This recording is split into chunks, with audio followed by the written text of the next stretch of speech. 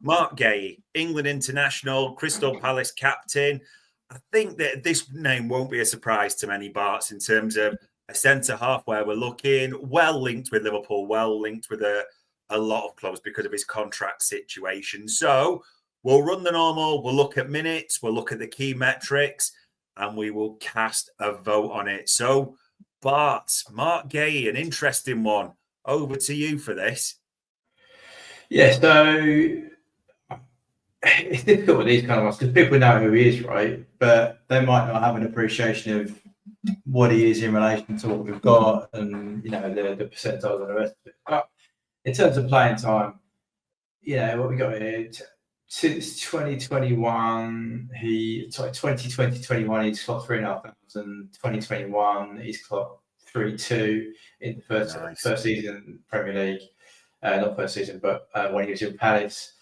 Second season with Palace, he's clocked another 3.3. Last season, dropped a little bit. I think he had a little bit of an injury. So he finished at just over 2.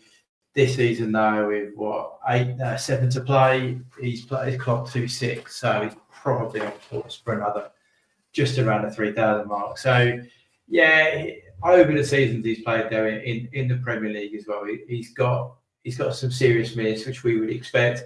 Obviously, as we always say, he's playing for a side that isn't generally in Europe, so the ability to play your really high numbers isn't there because isn't there because they don't play in Europe. So playing twice a week for the whole season just isn't a thing. If we look at the one we normally look down here for, though, you and me, I'm not gonna lie to you, I was expecting a slightly better aerial ability than that. This season is probably his high point. When he was in Championship with Swansea, he was at 59. This one is at 58. So that is below Joe Gomez level. And bearing in mind, that's a pretty big prerequisite for our centre halves to have the aerial ability. Got to be good in both boxes, right? So that's just something to know. But if we go up to usual, I mean, there's no real point in looking at shot creating actions and the rest of it because, it's a centre half. So defensively, what we got here with clearances and aerials. So aerials have just pointed out he is in the 59th percentile for centre halves. So that is on the low side of what we'd expect for a Premier League centre half or someone that we would normally recruit. That's probably in the same sort of ballpark as that out of Bournemouth, Huyson. It was around 50, 61. So there you go. Clearances 53. Now that could be due to opportunity. So Palace can play deep, can play not. They have a variety of defensive setups. So that could just mean that he's not there to do clearances, just the nature of the way they're defending. He is there to do blocks. So he's the 86th percentile for blocks. And he is there to do tackles, which is 76th percentile. Doesn't do a lot of interception. So he's a bit more of a tight marker, doesn't look to get in front and nip it. He'll tackle you and block the pass you make or the shot you make. All right. So you could say it's a bit of a reactive defender. Could be. Bit harsh maybe, but he's only good at the action after the player's already done one. All right. Yeah. In terms of what he's doing between the boxes, now we're not looking for people to, we're not looking for massive unicorns here. But when you come to Liverpool Football Club, you have to have a certain ability on the ball. Even a lad that will compare this one to Canate, it's often he's improved, but he's still sometimes left to be the guy with the ball because they know that he's not going to do a massive switch like BBD, and he's not like a fullback who can whip it in and play. So yeah, you have to have a certain level of ability, and obviously become the weak link. So progressive passes received, okay, that's going to be low. He's a centre half. Touches in the opponent box, again, 48th percentile. Not really something we're going to be going, yeah, all right, that's amazing. No. Successful take-ons, though, a little bit on the odd side, 81st percentile. So he takes a player on with the ball, with a dribble or a carry in the 81st percentile, which is interesting. So carries, doesn't carry the ball over the 20 yards close to the goal. Doesn't say he doesn't carry it, just that he doesn't carry it progressively. Okay, so he's in the 56th percentile for that. So someone like Gomez and Canate, to be fair, will probably progressively carry that ball more than Guéhi. Let's try it out a bit. Aggressive passes though, 73rd percentile. So he's not BBD level, but he's probably a notch up on some of our other centre halves. Konza's normally quite good with that, to be fair to him. This is where you start getting a little bit worried though. Pass completion 83%. For a centre half, you're thinking, hang on a minute, you normally set the bar at 85. That's for a midfielder. Centre halves, we're looking for them to be 90 complete. There shouldn't be a lot of pressure on the ball for our centre halves. So it's ticking it over. The majority of their passes are fullback, centre mid, or their mate to the left or right. So that's the 24th percentile for pass completion. That's a little worrisome. He also doesn't attempt that many passes, which typically when you see that, it means the other pair is the one that gets the ball off everybody and plays it from the back. Yeah. So, yeah. Or they just bypass the defence and go along into midfield or go along further on. So one of those could be opportunity. One of those is definitely on the ball. He's not maybe at the level we would normally look at. And goal creating actions, he's got quite a lot of green here for a centre half, to be fair. No penalty goals, 91st percentile. I imagine some of those are aerial. Shots total, he's 36th percentile. So he didn't take a lot of shots, didn't get a lot of chances. Shot creating actions, so that's either a flick on or a win or something that creates it for somebody else. He's at 83rd percentile for a centre half. So he's involved in the set plays. And to be fair, he probably scores in the 91st percentile for set plays. And given that I would suggest that's one of our weakest areas this season, might not be a bad thing. But then that doesn't really explain why he can't do it in his own box. So there you go. Now, comparing him to Guéhi, it's a bit like when we're looking at attackers, right? There's certain players there's no point in comparing to. There's no point in comparing him to Van Dijk, right? Because Van Dijk's the best centre half in the league. So he's going to look worse. So let's look at the way he looks like to the next best. So Konate is in red here. So as I said, Konate's pass completion and passes attempted is far superior to Guéhi's. Right, that's far superior. But aggressive a little bit higher for Guéhi, which is a little bit worrying. But then again, that's what the Konate is, a carrier, not a passer. He's got progressive carries more than Guéhi. Take-ons, Guéhi's got more. Touches, Konate's got more. We look at aerials one. There's a massive difference there. So he's Konate's in the top percentile. Guéhi is 3 down from him. Okay, so that's a big concern. And if you look at stylistically how we defend, so Palace defenders are asked to block. We're not asking the defenders to block that much. Yeah. If you look at clearances, about the same, which is fine, but that block's very, very different. Shot creating actions, Guéhi's more. I mean, as I said, Konate and BBD are both guilty of not being great in the opposition penalty box. I can't see the passes attempted as well higher. So there are some elements there that Konate is far superior, but there are some other elements where Guéhi would be ahead of Konate. But to be honest with you, if you're going to sign a centre half because he can score more goals than another centre half, I think you've got the metrics slightly wrong, being honest with you. All right. I think important stuff, defending first. Can he score in the opposition box? Is probably a little cherry on top, should we say, you know? So it's a bit like saying a goalkeeper can pass the ball. Well, what about can he actually shave the shots on target, you know? So that's where I would be with Guéhi. Looking at dashboard, I did Palace with Brighton, which was at the weekend. So he is involved in the back line here. Some strong connections to him, but not quite like going forward, should we say, from him now. So and Palace deep block here, not doing a lot.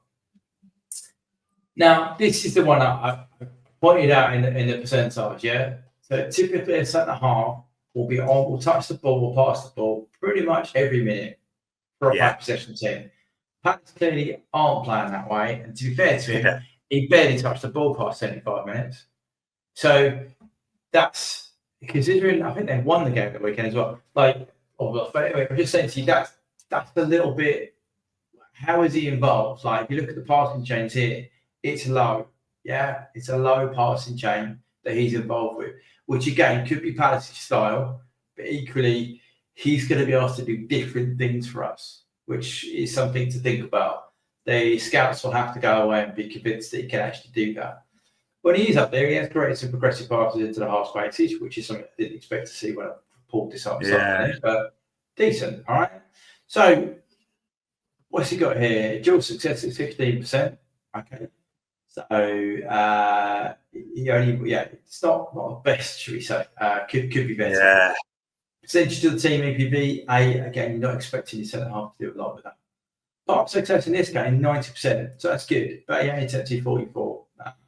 Centre halves are typically 80s. So yeah, a little bit something to think about there.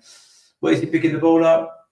If we look at where is he? He is in this area here. So he's playing on the left side of a 2. Or a 3, depending on how you look at that. And in terms of his wagon wheels, he is bang on metrics. Nothing really sticking out for that particular thing. If we look at threat, we're not expecting him to do anything, but we do expect him to stop threat. So he stopped 70% of the threat he faced.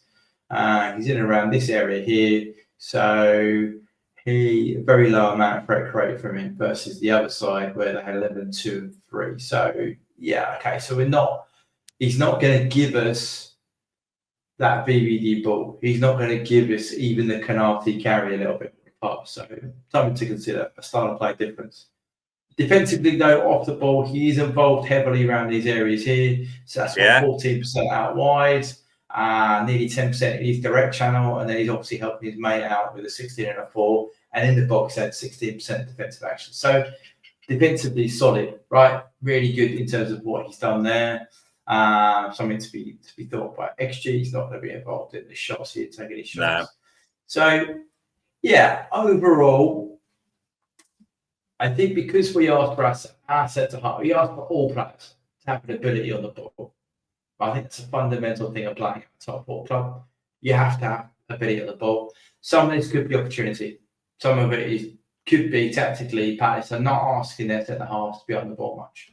Okay? Yeah. So then we have to assess how he is. For England, I have to be honest, like you, I don't really watch international, so I couldn't really judge. But maybe that's a platform where you could see him have more of the ball, more involvement. He is involved in the opposition box, but he also does stuff defensively, which is different to Canate's, and I'll suggest different to the other centre-half that we ask our centre-half to do. So yeah, interesting.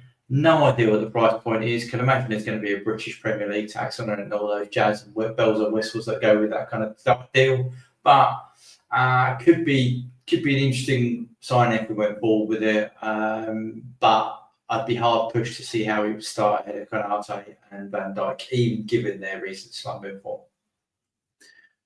Yeah, it's kind of one of those when we're starting to break it down. It would feel that, is he really competition for Konate, or would it be more if Konate doesn't sign a renewal or something along those lines and moves on? That feels likely. And as you said, in terms of the price point, it's a difficult one because a year left to go on his deal.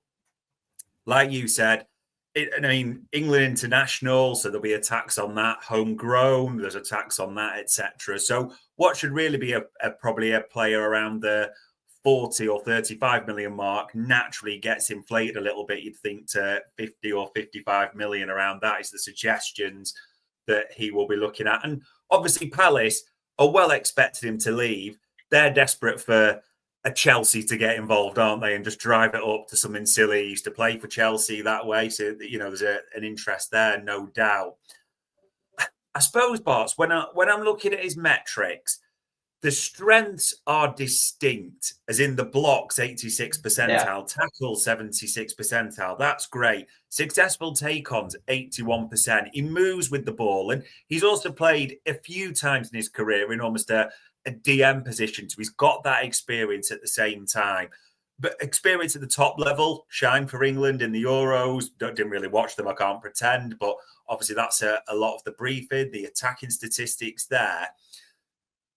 For you, those are distinct positives, but the fact the aerial success rate is below 60%, and we usually employ behemoths at the back, let's be completely honest on that. Yeah. The passing metrics, just the sheer numbers. I know it's a different team completely, Palace, but We know how we play. Our centre-backs have hundreds and hundreds of touches. They're always up there in the top numbers for the Premier League because of the style that way. Just because those are so distinct in what we do, the aerial prowess, the passing ability, do you think, and also the other thing I wanted to throw in, he's not going to come to be a number 3 with his pedigree, with what he is and where he can go. Do you think this just limits the chances on this one, or could you still see it? I think it limits the chances. I mean, I just done a quick comparison there of a lad we did the other day, Schlotterbeck. Yeah, Schlotterbeck. I mean, look, he outperforms Guéhi. Now, I know you've got bully tax on that, or we can apply that a little bit, but he's going to be, half the price? And he'll happily come and sit on your bench as third choice, right? And also push. Like, let's be honest here, he could potentially push the others as you go forward. Because he's got a better base point to come from. So, yeah, I find it hard to believe that we would be potentially outlaying between 60 and 80 million pounds on a player that I'm not sure pushes any of the guys currently in the 11. That's probably where I'm at with that. Do I think it's a bad player? No, I don't think it's a bad player, right? I don't think you play for England and defensively you can't be a bad player. So therefore, I'd like to think that some of that is just not opportunity at the moment, not showing. And the scouts see that it's a video league, they'll go and analyse it. But from what we're looking at here, I find it hard to make a case to say, let's go and spend £80 million on him. I'd much rather, to be honest with you, with the players that we've looked at, a lad that I've just brought up there for half the price, I think I'd rather, with the data we have available, and we all say that, a lot of different data, that looks a better signing to me than Guéhi. But there you go.